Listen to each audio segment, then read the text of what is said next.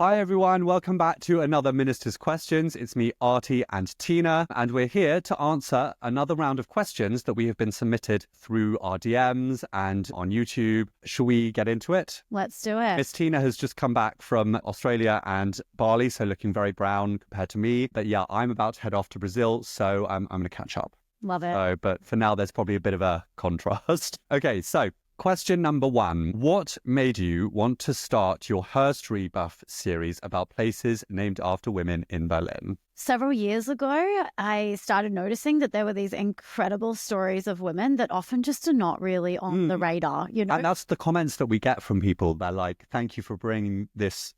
And that is why we do it, really. Yeah, absolutely. Yeah. It's sad truth that still like women's history is not the top priority. And part of that, of course, is historically they weren't given the most important roles, right? They were kept out of positions of power and influence.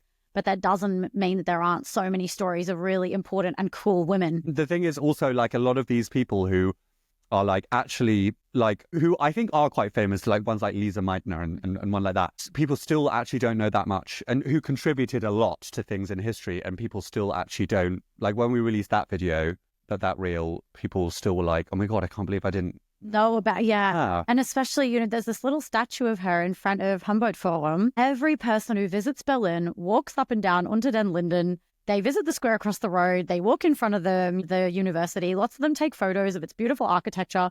And there's this little statue of a woman that if people notice, they don't ask questions. Yeah, no, that's so true, actually, because it is quite like, it is quite inconspicuous. Like, yeah, I'm glad that we could bring that story to light. So yeah, it really is nice to bring these stories to life, because I think a lot of people, especially after streets that have been renamed here in Berlin, people kind of look at it and they're like, oh, cool, a woman, but they don't really, they won't really kind of maybe bother to kind of follow up and see what the history is. So yeah, I'm glad to be doing that. Yeah, I think it's very important. Cool. Okay.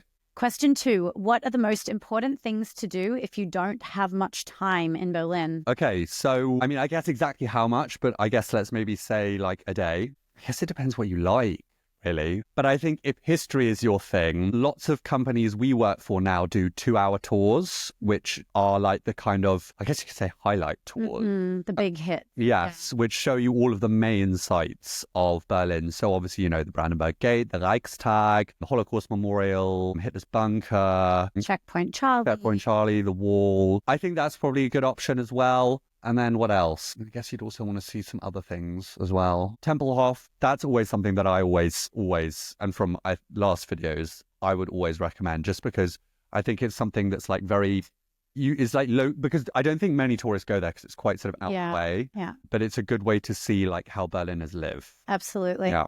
What I always say to my guests is, in my opinion, you can do your must-dos in Berlin, like the big sites, the big hits, the things where if you say, oh, I didn't go to that while I was in Berlin, someone will say, what? You did go to that? In my opinion, you can do a 3-hour city tour, like for one of the many companies we work for or privately with one of us. And in those 3 hours, if your guide is good, they will get you to all the big sites, also Museum Island.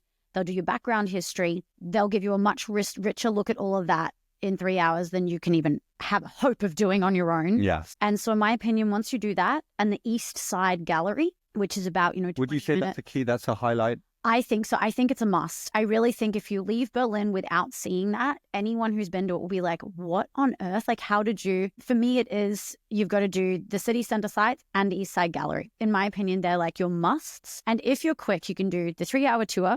Let's say you need 1.5 hours on top if you're really moving to do the East Side Gallery. And then I always recommend that you also do something more local. Yes. You either do something like Tempelhofer Fade, or a walk around Friedrichshain or Kreuzberg or Prenzlauer Berg, or some street art, or go to the queer district in Schöneberg, or go to a nightclub. Yeah. Like, I really think if you do a general city tour, East Side Gallery, and then pick up some of that like weird Berlin local vibe, you can do it in a day. You're moving in a day, but you will have an amazing day. Yeah. That's a fabulous itinerary I think you've got there. So take Miss Tina's advice. Question number 3.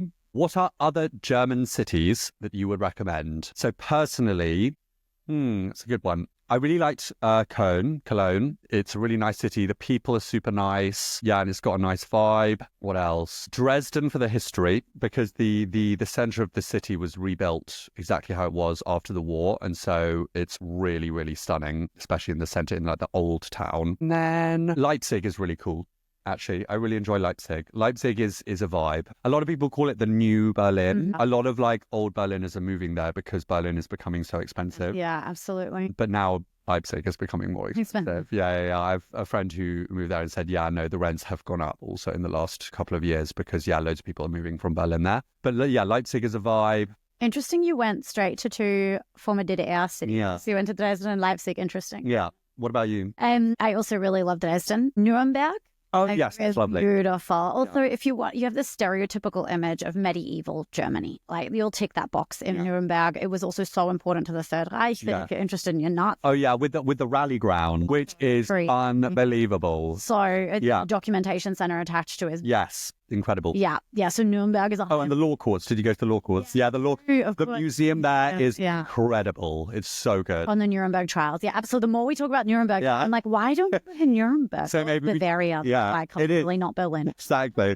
Yeah, Bavaria, Berlin. Not a good relationship there, but yeah, no, Nuremberg is really fab. And yeah, I mean, any others? And big cities, no, I'd have to have a look at where I've been for really cute little like medieval towns. Do you want me to do that? Or are you like, it doesn't matter? No, it doesn't matter. Never mind, close enough. So yeah, cool. Okay, and next up. Question number 4. Has living in Berlin changed you as a person? Yeah, I mean, I'm not going to lie. I'm definitely more left-wing since I moved here. I was already kind of left-wing, but it's definitely made me more left-wing living here. Yeah. I see things from a perspective which I definitely didn't have living back in the UK. And I think that's why it's made me more left-wing. And and I think I have picked up certain German traits. Like, I don't like waiting. I get very impatient and what German traits have I picked up? Because I definitely have picked up some. Yeah, if neighbors play music after 10, I'm not going to lie. If it's really loud, I could get quite antsy about that. And what about you? Do you write a letter about it? Yeah, and I write a passive-aggressive letter and slip it under their door, yes. Or report them to the Ordnungsamt, the Office for Order. You can do that. And The Office for Order, yes, that is a quintessential German authority where, you basically... What do? They go around giving people parking fines. They check that a restaurant or a bar's tables are the correct number of centimetres on or off the footpath. So Ordnungsamt means literally the Office of Order. Yeah. Not beloved people. Yeah. Unless you're reporting your neighbour to them and then... Yeah, exactly. What about you? Oh, yeah. I wear a lot more black than when I first moved here. Oh, yeah. No, that, to be honest, actually me as well. Yes, but I will say my wardrobe is not exclusively black. I love that, yeah. I recently caught myself loving socks and sandals, some Birkenstock. Oh, yes. Oh, my God. And me wearing house shoes. Yeah. Yeah. So like sliders. Yeah. I used to think like, it's disgusting, socks and sandals. How could you? And now I'm literally like, I will never buy Birkenstocks with a little line over the toe again because you can't wear socks under them. Yeah, I've definitely Germanized in big ways. Kind of the rudeness on the streets, I notice it sometimes does brush off on me. You know, if I accidentally bump into someone, I'm always like, oh, Entschuldigung, like, oh, I'm so sorry. And then the person back to me is like, eh. Yeah. And then I've started to become like, self. Like, no, but really... the thing is, though, that biting rudeness is a cycle. A cycle. Yeah. Yeah, and that's, I think, why maybe Germans have a stereotype of being quite... unfriendly. Unfriendly because it is this self-repeating cycle. On the street. Definitely. Yeah, people's rudeness and abruptness on the street is definitely worn off on me. I have to watch out for that. But I feel like you haven't picked it up with other Germans. Yeah, if they're rude to me first, I'll be right back. Yeah, no, but that's fine. Honey, that's fine. Honey, that is fine. Okay, that's good. That's good to know. Yeah. No, that's fine. Oh, yeah. And I also wanted to agree. I've definitely also become more left-wing, but I think that's not only the influence of living in Berlin and the influence of living in a big, diverse, cosmopolitan city. I think it's for sure the studying of the history. Oh, yes. 100%. Yeah. Especially because with our job, we study so much of socialist East Germany, which means you have to study the perspectives of people who lived in it and its structures and its systems. And that has led me to this awareness that like history is much more two-sided and nuanced than our high school textbooks would have us believe. And that I think has made me in general a lot more open to various perspectives of opinion. Yes. Yeah. 100%. Very well put. Thank you. Next question, which is question number 5. What are your thoughts on Germany's snap general election? Panic. Yeah, not going to lie. I personally don't really see where Germany goes from here, because from what the polls are saying, it's going to be a very divided parliament. And yeah, most of the mainstream parties are really not doing very well. The far-right AfD is coming second in the polls. And so that's kind of upset, I think, the kind of order of what. For sure. And so I don't really see realistically what the path afterwards is. It's going to be interesting, let's be honest. It's certainly going to be interesting, yeah. And a very alienated youth politically. Like when you look at the youth vote, it's really interesting. They're either going like left, like really left, or really right. You know, that's one generation whole younger than us now. Yep. We're aging. Yes. Yeah, I mean, this is a generation that is that much further from the nation's fascist history. Yeah. And also, of course, one generation further from the nation's divided history. Yeah. Yeah. But also, I think TikTok is really affecting the youth. Interesting. So I haven't even got on TikTok. I'm too old for TikTok. Yeah. And I only use it for the ministry, but apparently it does. It's really affecting how the youth vote, because when a party is particularly good, and I think the AfD is very good at it, is creating like political ads on TikTok. Yeah, so it's going to be interesting. So yeah, watch this space. Cool. Okay, next question. What is your favorite period of history? And it doesn't have to be a Berlin or German history. I mean, for me, as some of you guys know, I'm studying a master's at the moment, and we're doing just basically everything like post 1900, so like modern history. And that for me is really, I think part of the reason is because it's more recent. And secondly, and that I think is partly why I live in Berlin, because so much of this history happened in Berlin, but also because you have so much more documentation about it. And so you can like be closer to this history because there's so much more documentation, and some of the people are still alive from it. So I guess the closeness of the history is for me something that I really like. Yeah.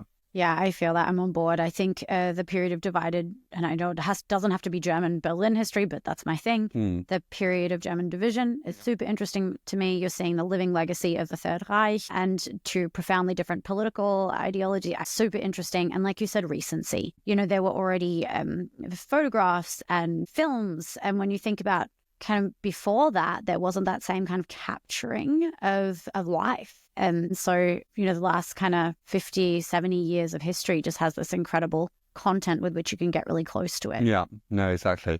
And living in somewhere like Berlin really helps you also to stay very close to that. So yeah, for me, yeah, definitely modern. Yeah, and also because in somewhere like Berlin, you can still very much feel it. Yeah, for sure. Permeate the city. Cool. Next. I suspect, yeah, if your favorite period of history was ancient, we wouldn't as history nerds have chosen to live in Berlin if our favorite periods of history were ancient. Yeah, that's very true. We're doing this podcast in like Sicily. Yeah. So Yeah, that's very true. Cool. Okay, next question. What's a weird or funny rumor or myth about Berlin that just won't die but is actually false? That Hitler's still alive. It's still that. And the thing is, though, I still get people on my tours who do like honestly say he's in Brazil. I'm like, still? He's there, yeah. Like still in 2025. He's old. Yeah, exactly. Yeah, that's what else? Yeah, that's one question. Yeah. For a second. Yeah, I need to think as well. Also, the myth that Hitler really plummeted unemployment and built the autobahns. Yeah, he plummeted unemployment on, you could put it on a graph, but by forcing all the men into conscription, by preparing for a global war, and by locking up and then eventually killing anyone physically unable to work. So I don't know. Like I personally wouldn't give him credit for fixing unemployment if that's how it happened. Yeah. And the other one, that Hitler built the autobahns. This was just brilliant Nazi propaganda, and it shows how good it was that this misconception still persists until today. The planning for it was already orchestrated pre the Nazi regime. The first roads, which were effectively autobahns, were already put down before he came to power, but they just kind of like changed the name so that the first one built after Hitler came to power would be the first autobahn. So basically they took credit for what was not actually entirely their financial planning or organization at all. Yeah. These dramatic footages of Hitler digging, putting his shovel in the soil, the first German autobahn, legitimately just brilliant propaganda. Yeah. So he's taking credit for what was not originally their initiative. Yeah. And that shows how good their propaganda was, that persists to today. And you know what about their propaganda? So we studied this in my master's. Basically, you know how it's the narrative that the Nazis managed to centralize their propaganda regime super quickly, and it was all them. They managed to do it. But actually it wasn't. The radio system was actually centralized in the Weimar Republic. And so when the Nazis came into government, they actually already inherited a very centralized radio system. And so they then just kind of slipped in and just, and started using it to disseminate Nazi propaganda. So there are so many examples of that, things where the Nazis took credit for it with very good propaganda. And to today, people still give them the credit for it. And when you really look at it, you're like, yeah, definitely not something they started. Yeah, I know, exactly. Cool. Okay, so next question. Oh, do we want to do one more funny rumor or myth? The Germans love to joke that David Hasselhoff brought down the Berlin Wall. Oh, yes. Oh, my God. This is really fun. Yeah. It's really fun. So in Australia, we love to tell foreign tourists that we have drop bears. They're dangerous, angry, violent koalas that drop on people out of trees and attack them. Wow. And it's not true. They're not a real thing. But you would not believe how many, particularly Europeans I've met in Australia, who are actually living in fear of drop bears because some Australian told them they're real and they're not. And I always say that David Hasselhoff bringing down the Berlin Wall, the sound of Berlin, I always say that for the Germans, the idea that David Hasselhoff brought down the Berlin Wall is like the Australian drop bear. Yeah, I like that. No, but that is so true. And I still get people on my tour who say, it was David Hasselhoff, wasn't it? He brought down the wall. He sang his song Freedom at the Berlin Wall on the western side and it brought down the wall. Oh, and also some people say, wasn't it Ronald Reagan? No, it wasn't. It wasn't Reagan. It's another really common one. They're like, that's right, Reagan said that speech and the Berlin Wall came down. Yeah, but that's actually a very good one. Nice one. Cool. Okay, question 8. If Berlin had a personality, what kind of person would it be and how would they dress? I mean, I think most people on TikTok would say it would be wearing all black and wearing sunglasses. I don't think it would. I think the real Berlin is someone who's actually quite colourful. Yeah, I don't know, maybe like a little bit wacky. I can see them with maybe long, untamed hair. Yeah, the image of 90s Berlin. Yeah, I like that. I also like that more than the modern Berghain archetype with the little weird half cap that doesn't keep your ears. No, exactly. Yeah, the Florian cap. The Florian. Florian wearing this hat. Is that Johannes? Yeah. Occasionally Johannes. Yeah, the Florian cap. I'll put a picture up so you guys know what it is.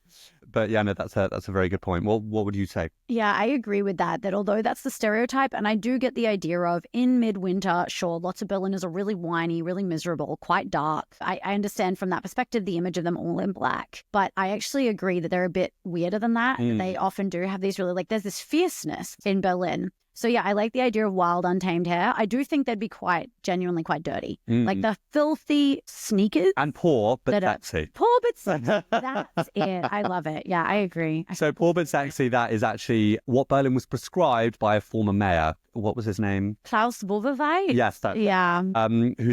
Who basically summed Berlin up just saying that it was poor, but sexy, which I think, to be honest, is quite a good way of describing. Brilliant. Yeah. I'm not sure for how much longer it will remain poor because the price is climbing. You will have to be not so poor and still sexy to survive. And then I feel like as it loses its poverty, it will become less sexy. No, exactly. Yeah, it'll be rich and boring. Yes. Yeah. Exactly. There'll be a Michael Kors boutique. Oh God. Yeah. An Apple store over there. And the thing is, they've already started round there. There's actually now like this.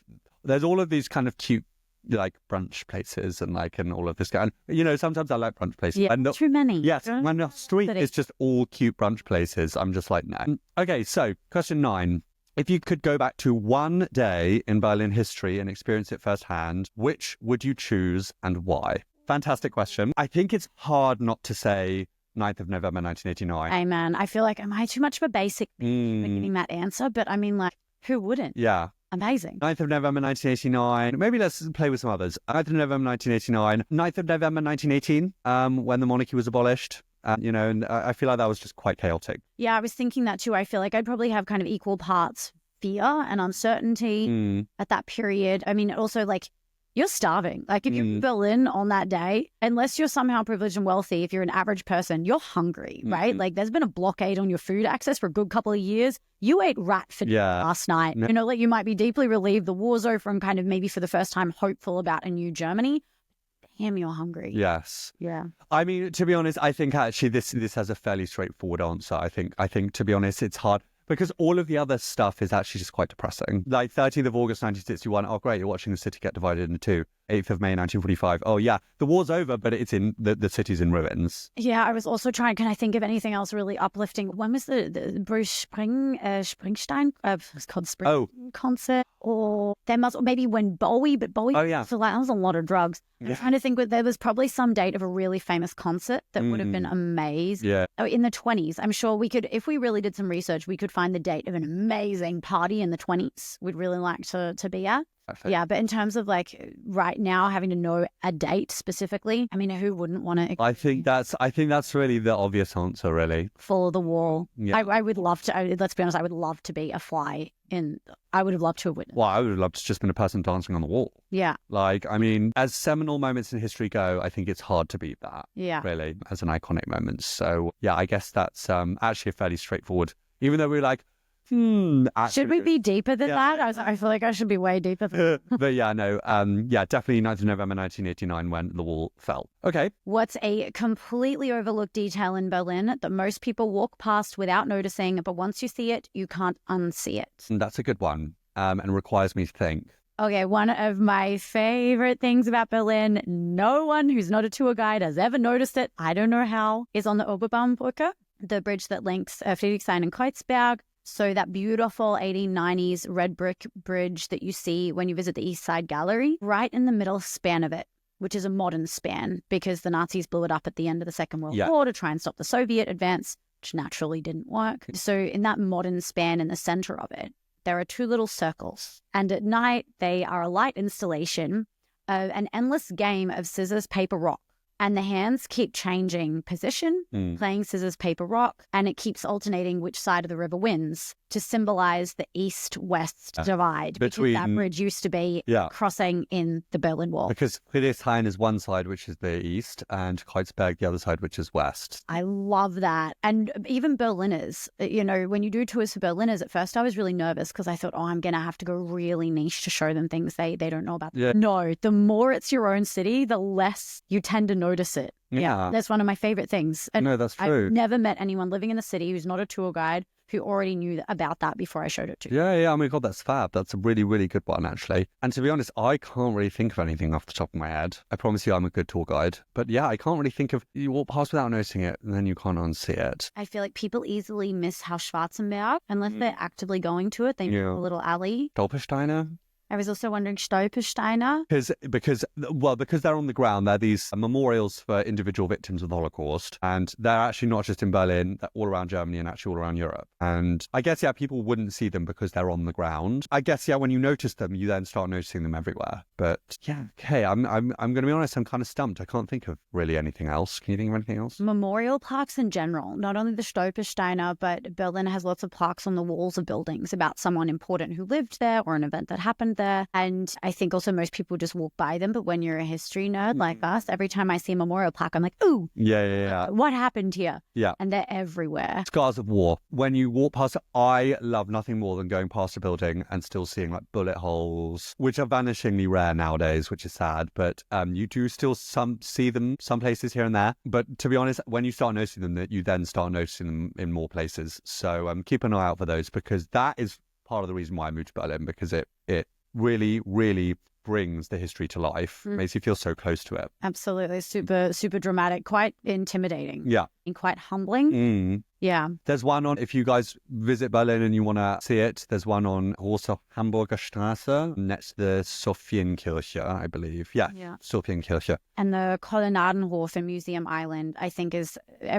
most visitors to Berlin take a walk around Museum Island. I think you should. And behind the Altes Museum, so kind of between the first and the second row of museums, so to say, there's this beautiful line of columns. It's one of the most photogenic places in Berlin, in my opinion. Lots of photographers do shoots there, lots of wedding photo shoots, but the columns themselves are still riddled with bullet holes. That's so true. Berlin. On the courtyard.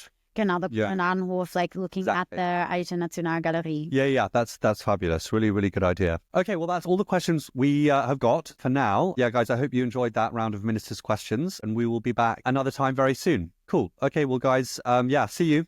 Bye. Bye.